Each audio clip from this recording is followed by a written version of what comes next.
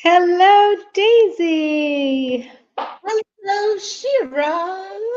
How are you, my friend? It's been 2 weeks this time. Missed you. Miss you. Well, I mean, let's be real. I talk to you all the time, but Yeah, not in this format. I mean, we have yeah. to be honest. We don't want to deceive people because we talk all the time. How's everything going? Fabulous, fabulous. Things are moving along. Got to spend some time in a great community with a whole bunch of people this weekend in Scottsdale. So, if there Oh, are any of nice. you in the industry rockstar attending, hello. Thanks for joining us. Well, speaking of which, we're going to get started. Let's get started because I always like to say, we want to know who's out there. So I want to welcome everyone to the Glass House. Great to have everyone back. We, unfortunately, on LinkedIn don't necessarily know who's here. So we would love it if you would tell us that you're here, where you're from, where you are in the world today. And if it says LinkedIn user, then tell us who. So if Laura's here, it usually says LinkedIn user. So we'd love to hear that.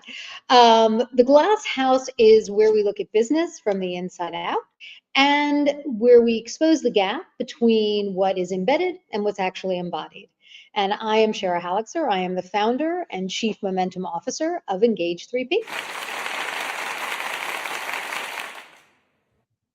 And I am Daisy Watkins, founder of BW Concepts and LumaPath.ai. I always have to say in business today, if AI doesn't see it today, you don't exist.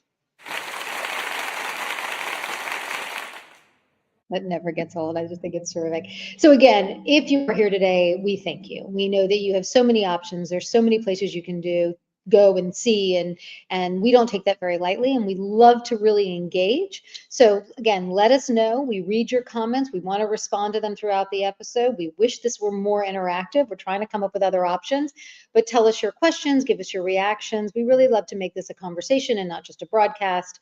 We did take a week off, and we're coming back strong with this one. 17 episodes in, different guests, different industries, different problems. And every single one of them kept circling the same thing from a different angle. It was really interesting when we started talking about it. Today, we're really going to name it. And here's a question most organizations never ask out loud. Get ready. You have a job description. You have a hiring process. You have a list of competencies, credentials, behavior interview questions, and yet you still hire the wrong person. That's not because the process failed, not because it's because the process was never designed to really find what you actually needed. What you needed was judgment. Judgment is almost always invisible until the moment it saves you or costs you everything. That is not a hiring problem. That, in my opinion, is an embedded versus embodied problem. And that's what we're going to talk about today. That's great, Shira. And the leaders with the deepest reserves of judgment leave almost no digital footprint. They spend their time exercising judgment, not documenting it. So when AI searches for them, they are invisible. Not because they are not leaders, because they have never performed leadership for the algorithm. There's a big difference. We are very excited to have our guest with us today. She has spent decades in executive search with a focus on the legal profession. And she's a friend of the Glass House, very much so. Yay.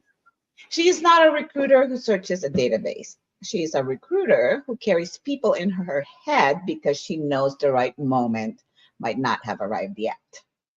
She has the experience and track record to prove that leadership reveals itself in the most unexpected places and that finding it is a matter of judgment. Heather May, welcome to the Glass House. Yay. Thank Okay, you so much. you're welcome. We want to put you in the middle. How do we do that? Do you know how to do that, Daisy? Got you. Okay, cool.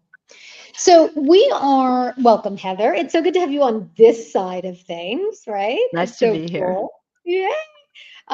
So we're going to do it a little bit differently today because you have been posting some really amazing things, and I really want to focus on three main topics around the messaging that you've been putting out and a little bit about, what you're about.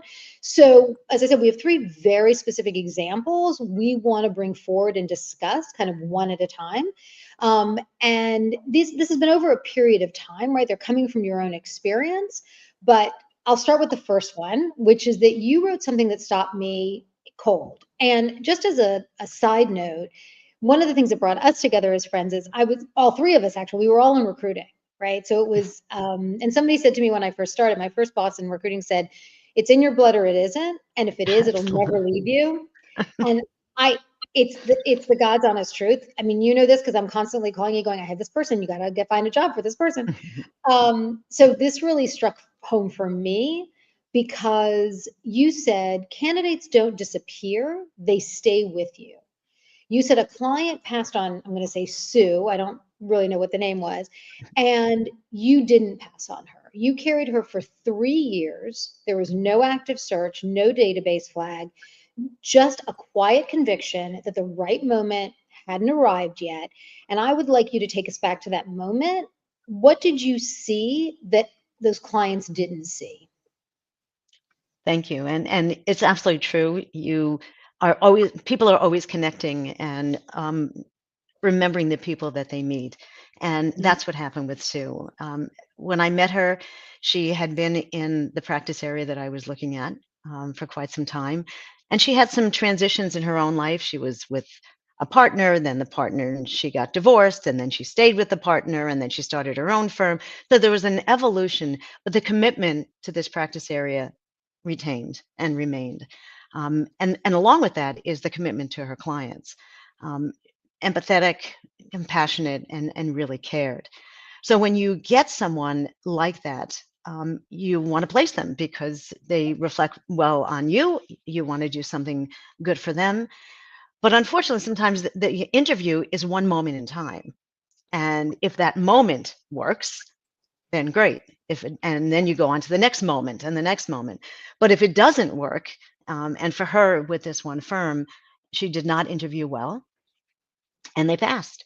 But I said, no, there's something about this person. And when you have thousands of people in your database, there are those standouts that that happen, and she was one of them. So it was an opportunity when. Right. And so your judgment call there was, like you said, this is a great person. I don't want to forget about her. What was it after 3 years? Were you just constantly kind of keeping her in the back of your mind and saying when that opportunity comes, or what made the final click that you knew it was right?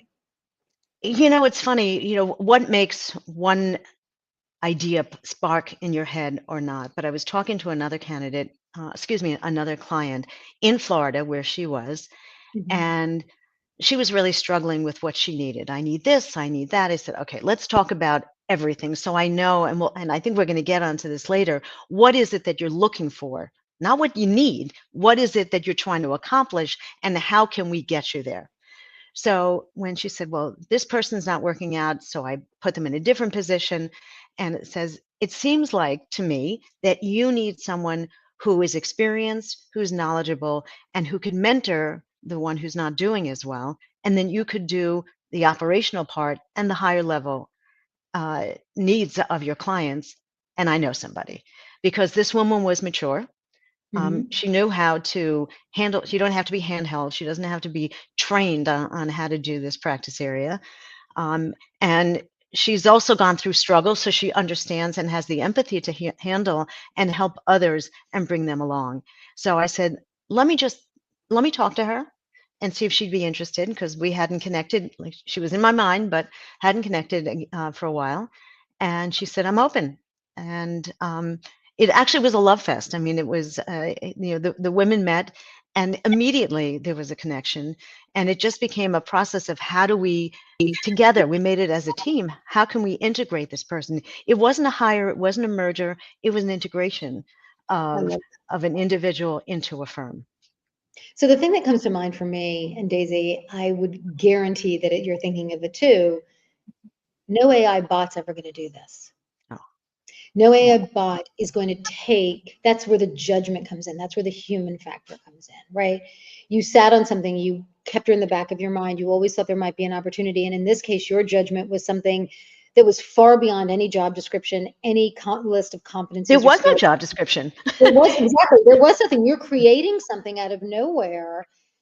Because you've got two different entities in mind, a law firm in this case and a candidate, and said, wait a second, this could be a really interesting opportunity to bring them together. And so what the image that was going through my mind as you were telling that story was a database of names and CVs in a computer somewhere, in a file somewhere, that's never going to happen, ever. It's not possible. It isn't. And it's those soft skills. And Right. when you have an industry where people have a stereotype or a type of person, they all kind of get lumped into Yeah. a category. And those people that are unique, they're the ones that stand out. And they're the ones you can remember and you can find them in your database. I just need their phone number. I know who they are. I just want to, I want to reach out and touch them right now. So you're right. I mean, it's those soft skills, those, as Daisy pointed out, the invisible ones that, no one's going to write in their resume, I have good judgment. I mean, people would laugh at them. It just doesn't make sense. People say all the time, I'm a good leader. And then it comes the question of what does that actually mean? Absolutely. So there needs to be some context. And in the world that we live in right now, and I have to be very distinct about what you do, Heather, is make sure that you're actually talking to hiring managers or leaders or partners that you are dealing with versus the ones that are putting their resumes through an ATS system.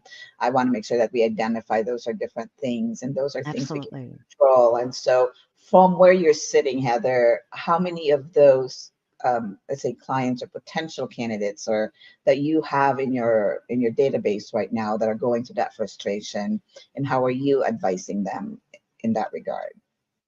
It's been a big week of advising for sure. Okay. Good timing. Yeah, absolutely.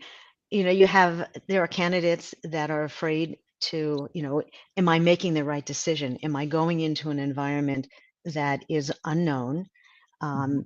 I know what this is, and I don't want it where I am, but how do I make that decision to move on? And then you work with the client to say, or in my case, this other law firm, and say, this is someone who has these skills. This is how they've excelled. This is how they've developed, and this is how they've grown.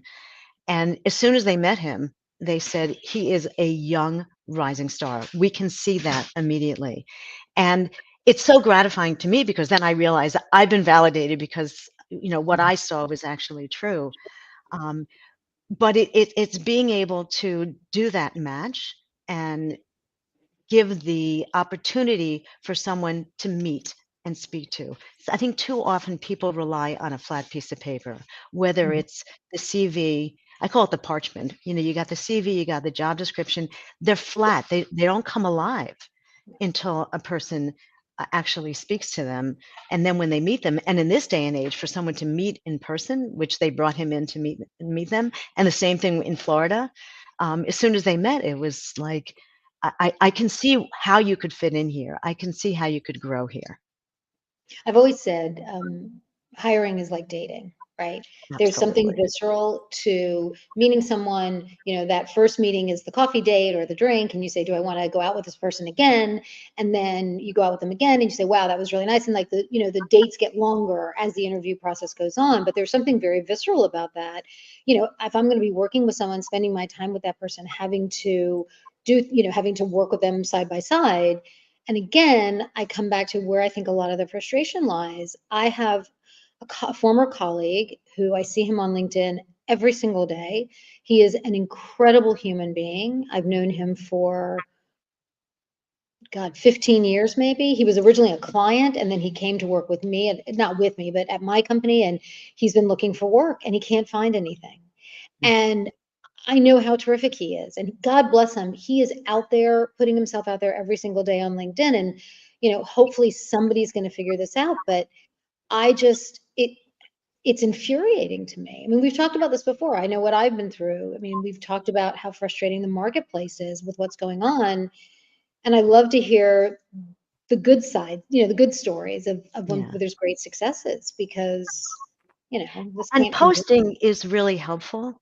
You just Mhm. give a little plug for, what people can do, because it is another element, another uh, portion of a person's personality that's coming to Mhm. life in the Mhm. story that they write, in the way that they write, and how and their experiences. I mean, people get bitter. People say a lot of things maybe they shouldn't. But certainly when you talk about an experience that you had, you think to yourself, wow, that's someone I have that interest. Why wouldn't I want to talk to that person? Right. And Right. I think, I mean, that's something that I often say when someone says, why would I meet them? Why wouldn't you meet them? Agree. That's the way that and with your friend, and if it's if the speed dating has some value in speed Right. recruiting, like Right. just going Right. through, at least you can meet somebody. Right. Right. Well, I think So we can move on to the next segment. Daisy, you're taking this one. I think it's a good yeah, one. I'm taking this one. This one's actually going to be fun. I want to hear about this. So Heather, you watched two wildebeest migrations in Africa. Okay. In the Fabulous. in the first, the herd crossed the river without hesitation. In the second, they never crossed at all. Same river, same threat, different outcome. And you wrote something that I have not been able to put down since. You said the difference is not just about the leader, it's about the relationship between the leadership and the followership. They're Absolutely. both essential, and that the leader has to earn the crossing.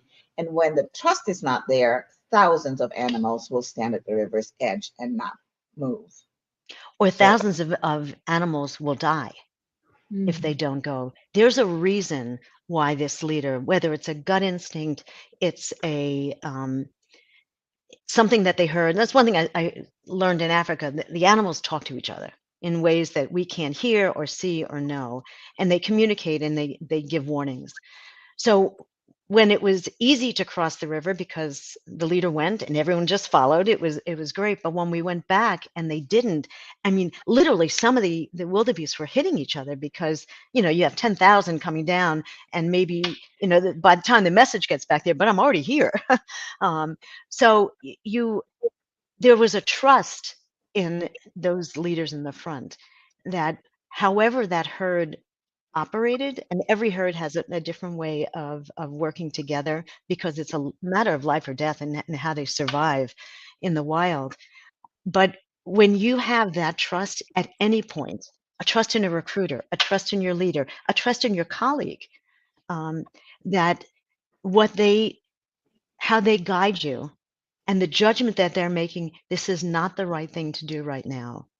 It saves lives, um, or it saves money, um, mhm. or it saves, chaos. So in your world, in the legal profession side, in the searches that you run, how often are organizations focused entirely on finding the right leader and completely forgetting to ask whether they have created the conditions for the leader to be followed? I think it happens all too often in a lot of environments. What does a company stand for? What is it that they're looking for? What do they know about themselves as an entity and where they want to go?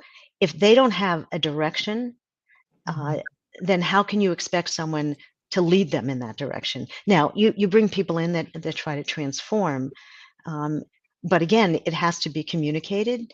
It has to top down, bottom up, sideways. Any way you look at it, it has to be communicated, and you have to. Then you start in the way that you communicate and the way that you behave gives that trust reinforcement. Um, sometimes it's the way you treat people.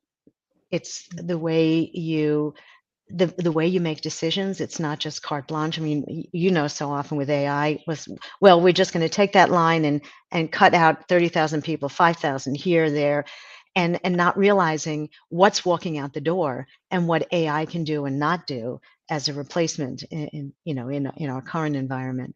So I think it becomes a whole and a situation where if you have to know as a company what you want where you want the company to go, and the kind of characteristics that are going to get you there. And then you can't just say, this is the person, this is the qualifications I want, this, and this, because the person that's doing those things is probably not on a piece of paper somewhere. And it's by the storytelling, it's the introductions, it's the referrals, it's the trust in your recruiter to find out those those characteristics and say, this is someone you want to meet. They've got X, Y, and Z. Oh, sorry, Daisy, go ahead. I want to say that it goes both ways, right? So we're talking about us helping candidates find a job. They research the company, I mean, or the employer manager, hiring manager researches the candidate or the employee, right, on their digital footprint. It goes vice versa as well. If you are, let's say, at a certain level, the candidate should also be looking at the presence, digital footprint of who you're going to be working with. Number one, that's an external thing, and what you see of them, so that you can make that again, it's a judgment thing as well. You know what I mean? What track record do they have? Because now you are visible. So as a leader, if you don't have that presence and also the right things for candidates to say, oh, she sounds fabulous, he sounds fabulous, I really want the mission statement that he has written in whatever digital footprint that is. That's also very critical for leaders to know. And Shira, I want to preface our conversation, I don't know which episode it was, that we are all leaders, whether we're solopreneurs, entrepreneurs, or leader at a big corporation. We are leaders of ourselves. So that's what I want to I love that, because I think that a leader is not a role, right? A leader is a matter of being. An individual who is a person who's an individual contributor in an organization is a leader within his or her own team, within the organization. And I think that judgment is really critical. Do you know, Heather, these were different herds? These were specifically different herds. How did they, I don't know if the guides told you, if there's anything like, how did they get to that river? So they followed the leaders to the river, but then they wouldn't go across? That's exactly what happened. So many of the guides are talking to each other on walkie-talkies or on phones, whatever. So they see that there's starting to a buildup of humanity or of these animals. And then you see the direction they're going, and over time, the guides know where the crossings are. But the message doesn't necessarily start way back there, however many hundreds of yards or meters away. It's as they get closer. And I guess in some ways, the information as you get closer to a decision,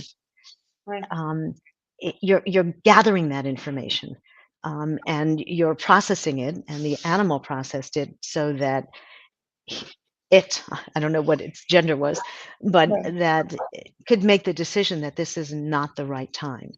And what I find so interesting is they were willing to go so far. Right. They were willing to do part of the journey, but there was a moment where it got very dangerous, and they said, we're not trusting you for that. Your judgment isn't good for that. Your judgment was okay to get us here, but we don't trust your judgment going forward. And I think we see this in organizations and in teams all the time, right? And so, as you said in the very beginning, building that trust is so critical. And in the age of AI, when decisions are being made without human intervention, right, where is that judgment call? Who is making that judgment call? And hopefully, and on what basis? And on what basis, right? And with what data, right? Because we talk a lot about, people making decisions without checking, without doing. I had more hallucination again this week with some work I was doing that was bonkers. I mean, so off the rails, I have absolutely no idea where it came from. And, the funny thing about working with these agents is I'll say, where did you get this? Oh, I'm so sorry. I didn't mean it. I got confused, like a child, right? And so I question, as more and more leaders leverage AI for decision-making, or at the very least for advice, if we want to call it that, whatever, information, where is that going to come into play? That's scary to me. I think at some point, and if I want to make the analogy with an interview, you've got the paper, you got the job description, you got the CV, you've got all this stuff, you got the references, the referrals, but at some point, you're going to meet the person, and you're going to ask them questions and you're going to have a conversation. Yeah, you can say, do you know how to do quant? Do you know how to do this? Okay, fine. There's certain skills, yes, you have to be able to do. But then you have to probe and ask questions to reveal other elements of the person. It's very easy for someone to talk about how wonderful they are. This is what I've accomplished. But what about, and failure is a strong word, but how did you recover from something that didn't work the way you wanted? And that reveals an element of a person. That reveals how they deal under pressure, how they accommodate the people around them. How did they communicate that there was an issue? How did they, pick themselves up off the ground and admit mea culpa? I know what happened, and this is what I can do to fix it. Right. Those are the pieces that are not in AI. They're not going to be revealed anywhere except verbally or Right. in direct interaction with a human to human. I just hope that those candidates have an opportunity to get their foot in the door, right? Because And if it that's weren't where for someone like you, right? If not for that recruiter who picks up the phone and says, "Hey," and I've been there, right? This person, I remember doing this so clear. Like, I'm not even. I will never forget this. I once said to a client, "I'm not sending you the CV." They're like, "What do you mean?" I'm not sending it to you. I'm setting up the interview. You're going to meet this person. You're going to love this person. I'm not sending you the piece of paper. It's not going to give you what you want. Go meet, and it was perfect, right? Because there again, that's all to my judgment of having done the work and know what they're looking for. My judgment around the relationship that I have with that client and the relationship that I built with the candidate, and that can't be accomplished in a database. Just can't. And it wrapped around it is trust. The candidate trusts you. The client has to trust you. You have to trust yourself in the judgments, in the assessments you're making. Right. Yeah. Absolutely. And ultimately, as a recruiter, sitting in that, you're making me have memories of this. I hope they're good memories. Nightmares, it's okay. I don't want them to be nightmares. There's some bad, but one of the things I noticed with a lot of hiring managers is that you sit in front of them. They say, "Here's the job description. This is what I want." I'm going, "Okay, great. I can read that, but what are the first question? What are soft skills, right? What do you mean soft skills? Like, what's outside a job? These are tasks that you're asking them to do. What personality works within the team? If this person's going to lead, what are the traits you're looking for?" And that's not written in the job description. Right. I often ask, what's the job behind the job? Yeah, they have a hard time articulating it. Right. And so you have to kind of guide them through, give me an example of your your top performer. Then you go through the behavioral stuff. So I think there's another layer there, Heather, that you are doing, that recruiters are doing, if you are truly a good one, that builds a relationship and guides those managers so that they can get the outcome of the right hire as well. So. Absolutely. And they have to be open to, I don't have time for that. Well, you don't have time not for it. Exactly. Because what does it cost if you do it wrong? Correct. Huge. Yeah. The third post that you did that struck me, if I may kind of move on to it, if that's okay. We're going to stay with the animal theme for the third one as well, was the elephant matriarch, right? Tell me if I'm getting this correctly. So this in your mind was, this massive 7-ton beast, right? That's out there, no LinkedIn profile, no behavioral interview, remembers, 30 years ago where the drought was so that they can come back. It's that same kind of notion of that judgment, right? That matriarch that really is taking care of everyone around her. And the face that, for some reason, and I don't know why this was, what came to mind for me from an image perspective, other than the animal, from a leader, like in fiction, sort of fiction, the as you were describing it, and you're going to do it better than I just did, but it was Miranda Priestley from Devil Wears Prada, right? That she walks, people know she's in the building 40 floors down, right? I remember in the first movie, I haven't seen the second one yet, but they were all, clamoring because they knew she was in the building and had to get everything ready for her. And she talks like this and never speaks louder than that. Like, it's just this power in this individual and the judgment that she had in order to get to where she is. And people, to your point earlier, people follow. They may not like it all the time, right, but they certainly know that they followed. Does that resonate at all? Yeah, there's definitely a connection in terms of the power, and I think that, depending on the culture of the company, Mhm. what Miranda Priestley, and I'm seeing the second movie, I think tomorrow night, Oh, good. but what she was able to accomplish in her years at the Mhm. magazine was, in spite of her Yes. behavioral issues, she had the power, she had a direction, a goal, a vision. She was going to get there. She didn't Mhm. care who she trounced along the way. Mhm. Um, and We're not uh, condoning that, by the I'm way. That's a sorry? movie. We're not condoning the behavior. That was a No, no, movie. So, no. yep, Um, yep. so, but there was also a protection, Mhm. that she did protect some of her people. Mhm. Um, and that's very much in line with the way the matriarch protects the herd.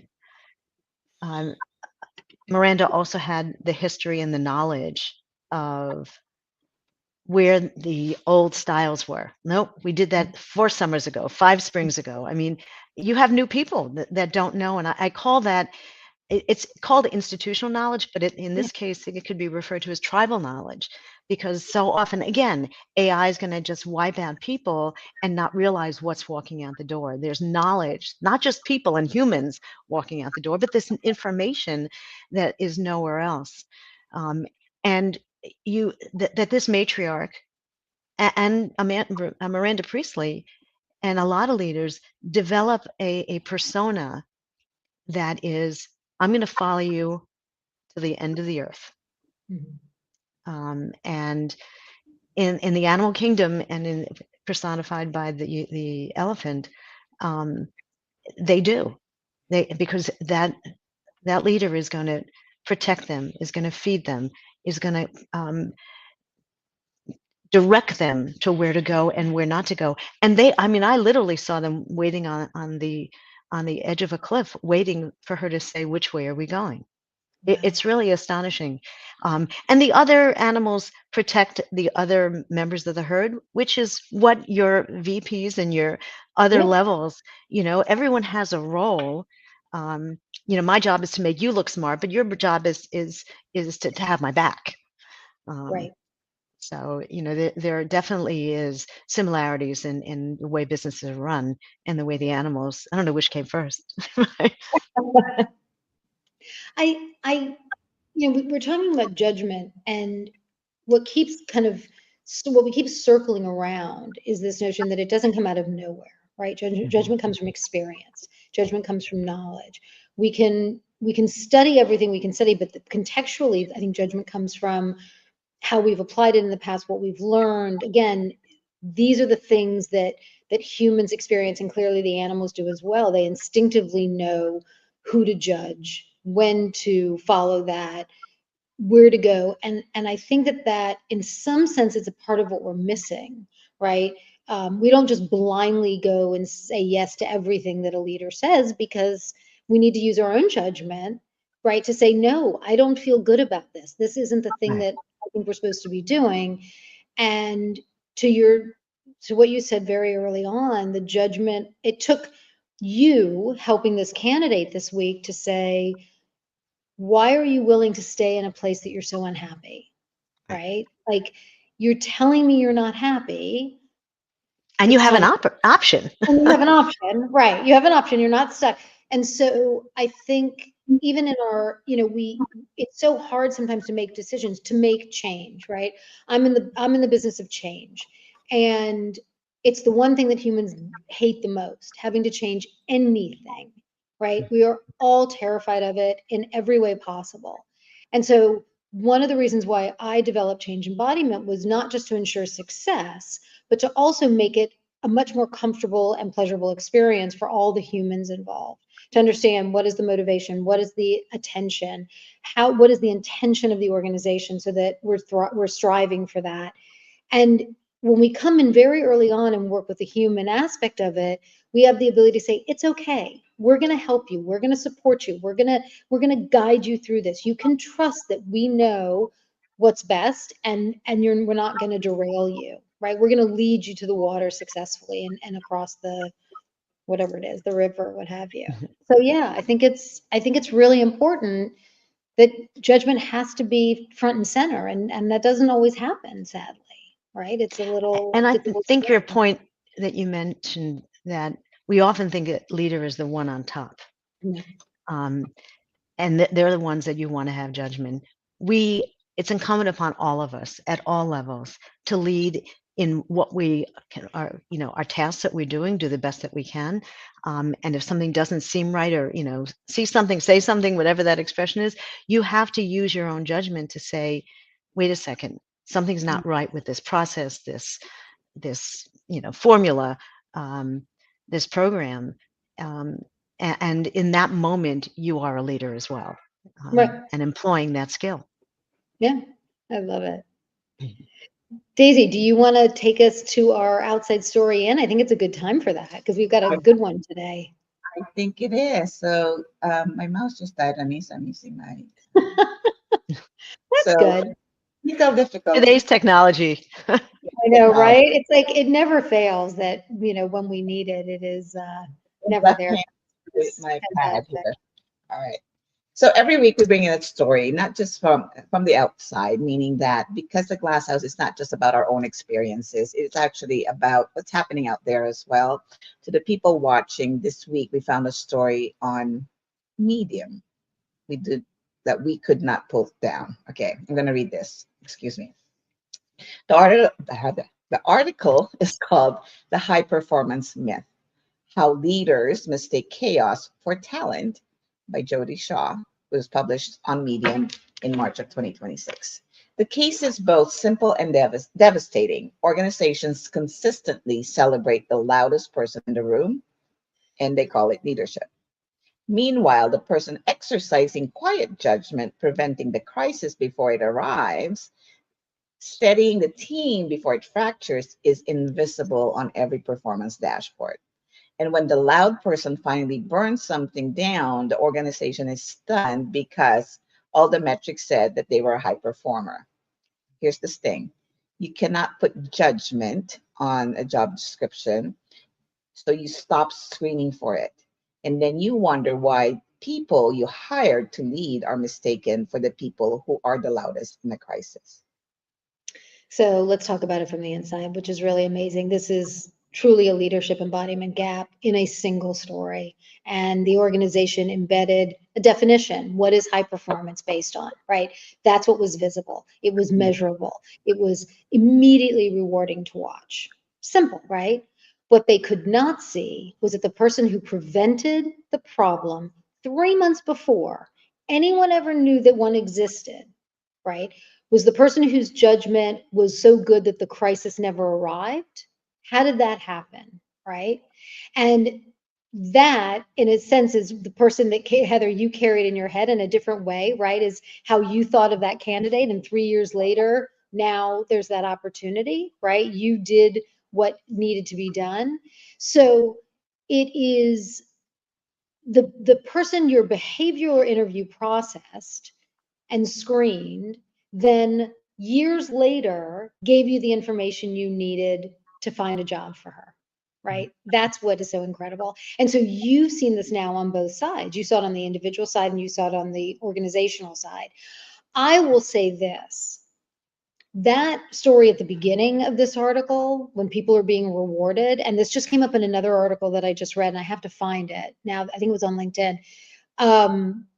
I've been at those club events, right? We're sent off to Hawaii or on a cruise or whatever it is, and we're all being told how terrific we are and what great successes we had because somebody closed the big deal. What surrounded that, what everybody had to go through to get that done, the behaviors of the people involved, the only thing that's being measured and rewarded was the dollar. That's it. And that moment. And that in that moment. And it's, to me personally, and listen, I benefited from it. I worked very hard and I benefited from it. There were so many people that needed to be rewarded. So many people that needed to be rewarded in that were not. And I think from a leadership perspective, that is very poor judgment, truly.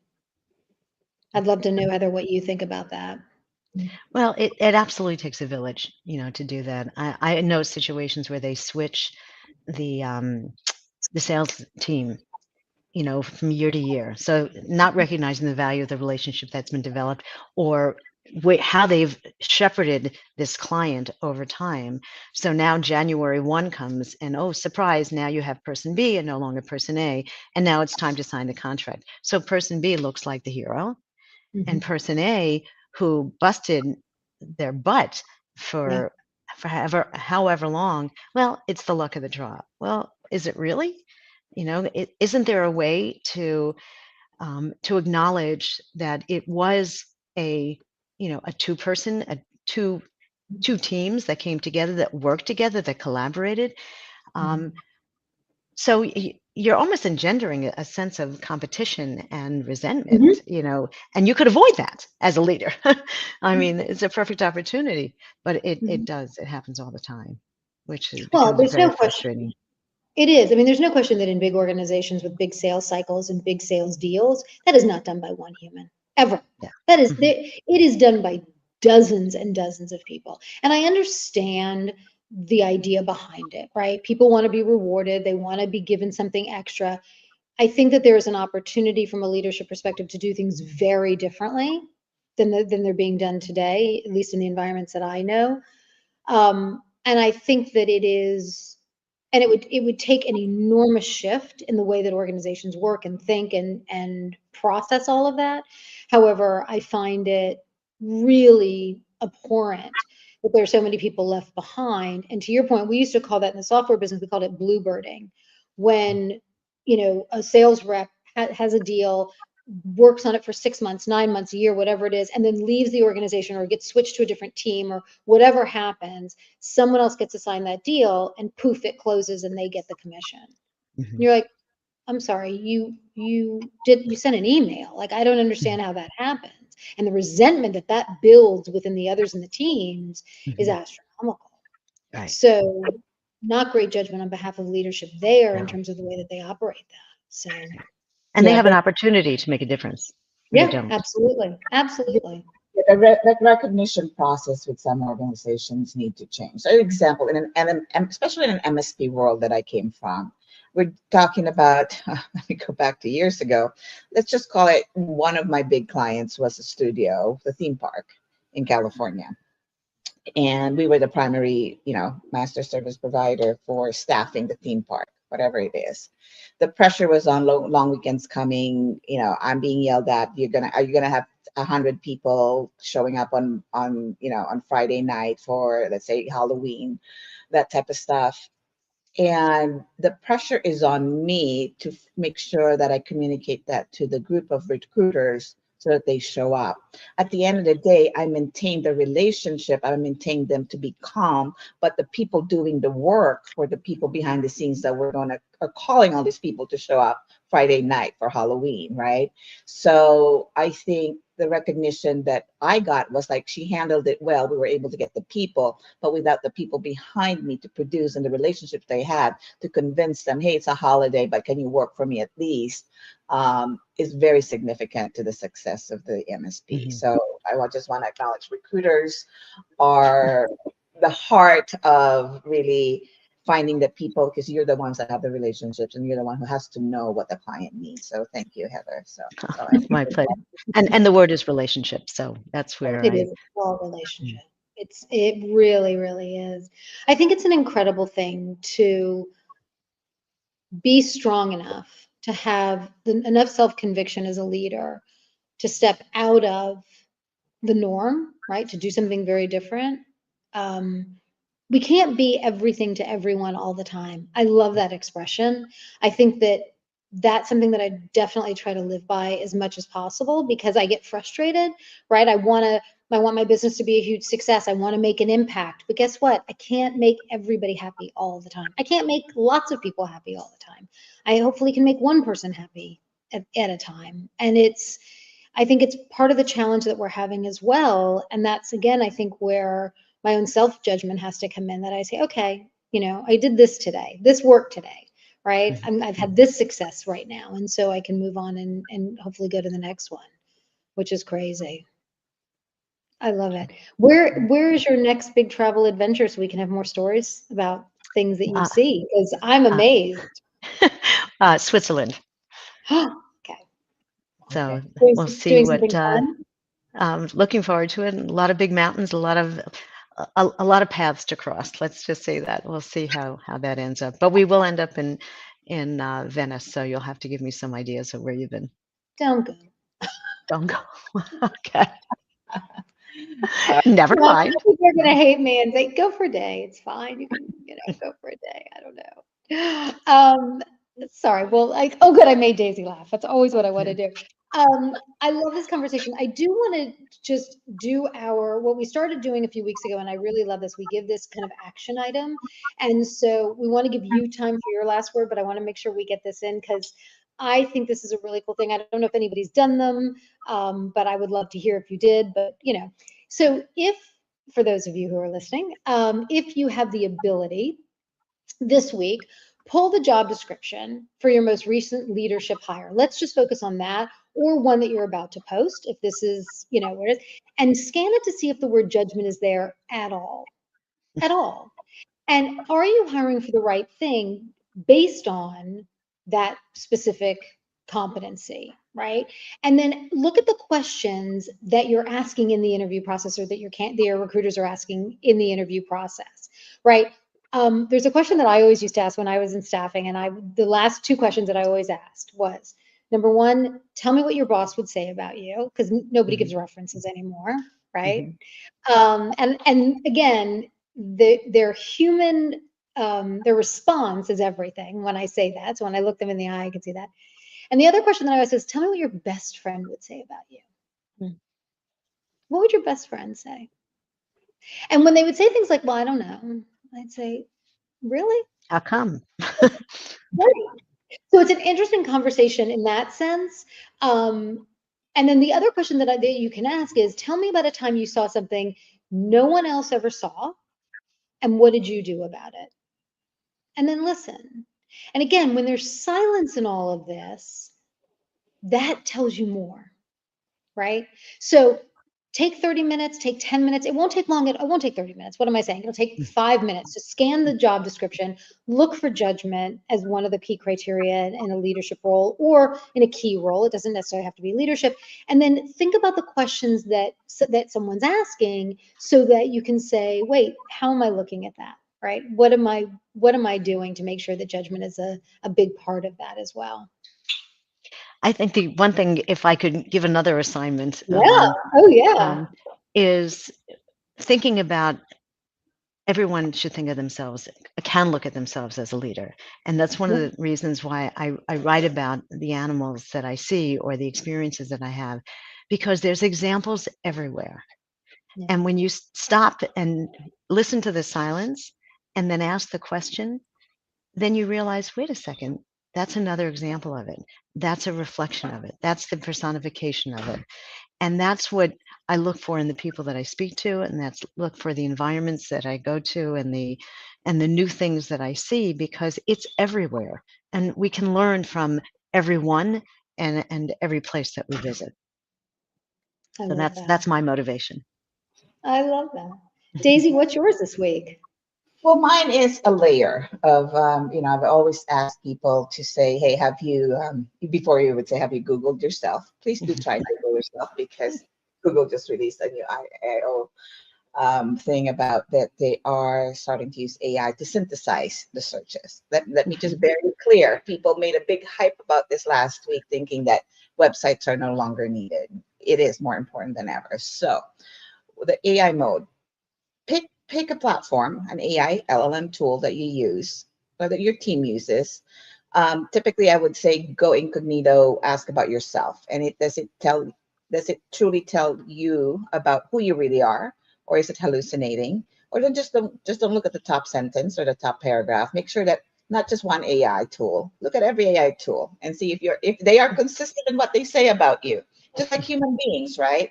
If I ask Shira, what do you know about Daisy? If I ask, Kay, what do you know about Daisy? And I ask my friend Christina, what do you know about Daisy? They're all going to come back somewhere. There's some similarities to it, but something different that they know about me, right? So think about it, AI is the same way. Are they truly telling you about who you are and what you represent? That's number one. The next layer to that is that ask them, based on my public presence, what kind of leader do I appear to be? Oh, Ooh, Okay. wow. Okay. That's Do not big. I like that bio, one. do not feed your bio, please, because that's being biased, right? Just ask, and you Yeah. have to take the answer. So whatever that comes back in every, for whatever, maybe manager, managing partner, a hiring committee, and every candidate researching you is reading right now. They're going to ask that That's, question. Okay. yeah. It is not, it doesn't match you. It doesn't match you who you actually are. There's a gap in what's embedded and what's embodied in that is already visible. 2 minutes. And that's clearly, what Shira does as embedded internally. That's what I do to embody it outside. So if you are not represented and people go, oh, I can just change the way I write a blog or write my LinkedIn properly. True, but how is AI reading it? Is AI understanding it the way it should? But remember, AI is a robot. It has set data that reads you, and it has to be written in a human form, in the way you tell your story, your authenticity. Again, I'm going to tell you this: be human about what you write. Don't let AI write everything about you. AI knows when it's written by AI. So do that exercise. Absolutely. It's about who you are as a leader, who you appear to be, to get a good sense. I Just two love minutes. that. We do have a question though that we have to, that one of our listeners was, Heather, do you have a favorite animal and what is it and why? I love it. Um, we asked this about amongst I was with, there were four of us traveling, and I think it was the elephant, because Mm, the grace, the power, the yeah. protectiveness, the way they treated children. Even the day we were leaving, we're leaving the camp, and there's a herd over here, and then there's a mother by a big elephant. I assumed it was the mother crossing the road, and they get the right of way, and there was a young elephant on the other side, and you could just see him like, "I'm coming, mommy," but she knew that he wasn't there. She Really? knew that she had to go find him. She wasn't going to leave that poor thing out there by himself. And when you take that from a family or a human standpoint, it speaks volumes. But if you translate that into to business, that there are things that you had mentioned, I think, Daisy, what were there things that you saw that no one else saw? And we have few minutes here. I do something called the ping pong. I said, she said, I said, she said, I said, she said, done. I will keep pushing 3 times. And this one person that I kept pushing for, they wanted, it was during the early 90s when, everyone was being let go, outsourcing was the biggest thing, and teams were being condensed, and there was going to be a riff, and they wanted to get rid of this one person. And I said, no, we can't. This person has this value, his kid is sick and he's never in the office. I said, well, we can give him a laptop. And they're going on to the next topic. And I'm like, no, no, no, come back. And we ultimately gave him a laptop so that he could work in the hospital while his kid was sick. Fast forward, the kid graduated from college. He's Oh, thank successful God. and healthy and wonderful. And the person that they were willing to let go in the early 90s when I was there at a very big bank, retired after 25 years from the bank. So if you can see something in someone, advocate for them. Don't be silent. It's easy for me as a recruiter to advocate, and I've built teams, so I guess I have that in my DNA. But you Mhm. don't have to. There may be something that you see that I didn't, or that you see that I can agree with. But if you don't bring it up, and if you don't say something, then an opportunity could be lost. A career could be damaged. There's no way of doing it, having a DO, but this was an experience that I actually had. And when I look back and see that, I see on LinkedIn, I'm long gone from that bank, and I see that he retired. I'm like, I'm so glad that that I advocated, because it was the right thing to do. for him, for his family, and for the bank. I mean, it was a triple play. I mean, there was no loser. This was long before you were in recruiting. This is when you were leading Oh teams to yeah. the bank. Yeah, Mm-hmm. yeah, Yep. yeah. You know, but there is something then to, we haven't used the word. I don't think we've used it once, maybe we did it in one episode, but when we talk about empathy, right? Mm-hmm. And I think empathy is a big part of judgment, right? Looking at, I think I don't know if I've told this story here. I've told it so many times. We had a situation when I was at one of my, we have so much similarity. It's kind of crazy. When I was at a law firm as chief HR officer, and we had a secretary whose husband, she had been with the firm for a long time. Her husband was not with the firm. He was with a different company, had just started a new company, didn't have much vacation time, became very, very ill. I think it was cancer. Did not, because it was a new role, did not qualify for disability leave. She came to me and said she'd used up all her holiday time to take care of him, and was very nervous about what was going to happen. And I said, I don't want you to worry about it. You've got a sick husband. You need to do whatever you need to do. We're going to figure this out. Now, one of the advantages of working in big law in the US is that there's a lot of money. Let's be honest. And there's a lot of very good benefits, and there's a lot of flexibility. It's a partnership. And discretion. And there's a lot of discretion. And so when there is a good managing partner who is a good leader and has empathy, it changes the scope of the way things can be handled. I had a boss to whom I needed to report and said, why is this person getting extra time off? And that trickled through the office and people heard about it. And there was a lot of backlash. And this person had no soul who was yelling and screaming and carrying on like this. And I was just kind of shocked. I couldn't believe that anybody would do something like this. Here's an employee, my judgment was, here's an employee who's been with the firm for a very long time. She does an exceptional job. She goes above and beyond whenever needed. Her husband is dying and they have young children. So my judgment is we're going to do whatever we have to do. Now, luckily, right, I was in a law firm and the managing partner put his foot down and said, I don't care what you have to do. This woman is going to take whatever time she needs and we're going to pay her. Like, that's it. Now, that can't happen in typical corporate America, and in small companies, it can't happen. And I understand that there are challenges, but I think that it's one of the things about HR that I always used to say is nothing really is black and white. Maybe there's like one or two things that are black and white, right? It's not like when you say in a policy you can't have illegal drugs, it's not like crack is okay and cocaine is not okay. Like there are things that are black and white. But things like this, when it comes to the human, when it comes to having judgment around when leadership decisions need to be made, there has to be some element there of who we are. And I think we're seeing right now with 30,000 people or 10,000 people just being eliminated at Facebook. And there was another article, some other companies that are starting to slash because they think that AI can replace all of the tasks. And we've had this conversation over and over again that that's not going to happen. And we know what the outcome of this is going to be. And everyone can see it. And as this one woman that I follow on social media said, if you eliminate all the people and put in bots, then who's going to make any money to buy the crap you're selling and making? I mean, this is a stupid dynamic. But I think it's all about, again, it comes back to judgment. It all comes back to judgment and having sound judgment and we all make mistakes. We all make mistakes. But that's because we're human. That's because we're human. But guess what? The stupid AI is making more mistakes. So, But it's being able to know when it's time to take the policy and say, this is the right thing to do. And I'm going to make that decision. Right. Yeah.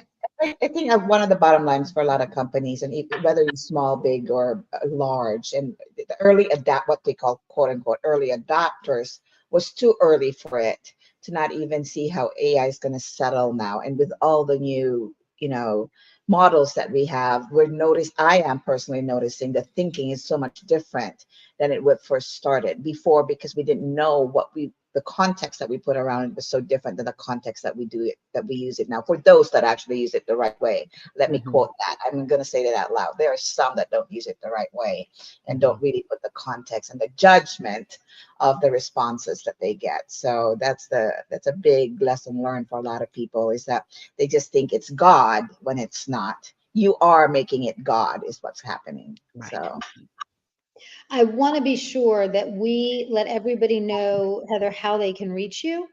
And if Thank you you. are looking for the best recruiter ever, in any field, we talked a lot about law, but you work in many, many, many different industries. And so I want to make sure that people know how they can reach out to you. And this is your LinkedIn profile. And so I hope that everybody says hello and connects with you. And if they're looking for a job or looking to hire great people, that they can reach out to you, because I think you do a phenomenal job at what you do.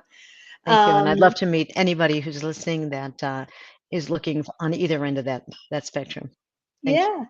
And I want to say again, I really appreciate these conversations. You know, it really gets me thinking about what we're doing and how we're doing it, and putting that human element into the things that we do every day.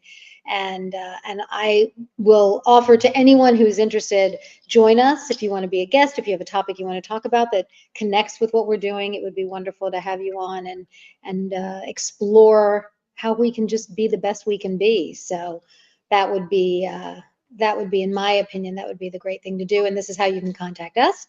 And Daisy, I will let you take us out today. No problem. So everybody, thank you so much for joining us today. Sorry, I lost my cue card, but I think I can wing this today. So for this is how you can find us today, either Facebook, and we also have the Glass House, which is we have a cohort coming up. So do please sign up. The QR code is right there. The Glass House is workshops that we do, whether you're small or big or enterprise, and obviously visit us every Wednesdays, 10 a.m. Pacific and 1 p.m. Eastern for our Glass House podcast. So we stream on LinkedIn and YouTube every Wednesday. Thank you, everybody. Thank Thank you. you. And thank you, It's a Heather. pleasure to be Thanks here. so much. We loved it. Have a great week, everybody.